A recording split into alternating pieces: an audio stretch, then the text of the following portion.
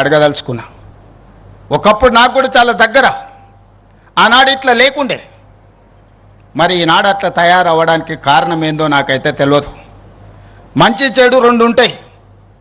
మన సహవాస దోషం వల్ల మంచి వాళ్ళతో ఉంటే మంచిగా ఉంటాం, చెడు స్నేహం చేస్తే చెడిపోతారని పెద్దలు చెప్పారు. మంచి వాళ్ళని 10 రూపాయలు ఇచ్చి దగ్గరికి తెచ్చుకోవాలి, చెడు వాళ్ళు ఉంటే 10 రూపాయలు ఇచ్చి వాళ్ళ స్నేహాన్ని విడిపించుకోవాలని పెద్దలు చెప్పారు. ఈ చిన్న సూత్రం ఆ అక్కకు అర్థం కావడం లేదా అని నేను అడుగుతున్నా. అందుకే ఈ వేదిక మీద నుంచి అక్కగారికి సవినయంగా విజ్ఞప్తి చేస్తున్నా.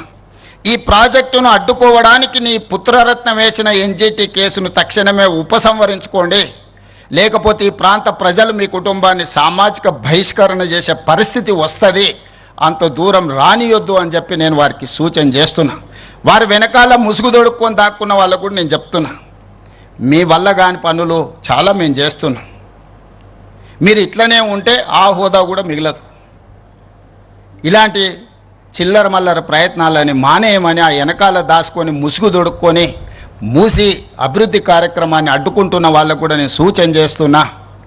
ఇది రాజకీయ వేదిక కాదు, కానీ ఈ ప్రాజెక్టుకు సంబంధించిన అంశం కాబట్టి ఈ వేదిక మీద నుంచి నేను ప్రస్తావిస్తున్నా. ఏది ఏమైనా 600 అయినా అక్కడి సూర్యుడు ఇక్కడ మొలిసిన ఈ ప్రాజెక్టు చేసి తీరుతాము. ఇది మా దీక్ష, ఇది మా శివ దీక్ష. రామప్ప మందిరం ఆనాడు పనులు మొదలుపెట్టినప్పుడు అక్కడ దర్శనం చేసుకొని రుద్రదేవుడు నిర్మించిన రామప్ప ఆలయంలో మొక్కుకొని బయలుదేరినాం. ప్రజాపాలన తెస్తాం, ప్రజలకు మేలు చేస్తామని. ఆ రామప్ప ఆలయ నమూనానే ఈరోజు మంచిరేవులలో నిర్మించాలి అని మేము అనుకుంటున్నాం. శిల్పులను కూడా మేము విజ్ఞప్తి చేసినాం. ఆ రామప్ప ఆలయ శివుడి సాక్షిగా ఈ వేదిక మీద నుంచి నేను చెప్పదలుచుకున్నా, ఖచ్చితంగా మూసీ నది ప్రక్షాళనే కాదు, ఇక్కడ ఆలయాన్ని నిర్మించి ఒక గొప్ప పుణ్యక్షేత్రంగా, దక్షిణ కాశీగా, ఈనాడు కాశీ నుంచి గంగా జలాలు తీసుకొచ్చింది యథాలాపంగా కాదు, దక్షిణ కాశీగా రాణించే విధంగా ఈ పుణ్యక్షేత్రాన్ని ముందుకు తీసుకెళ్తాం. మీరందరూ అండగా నిలబడండి, ఆశీర్వదించండి.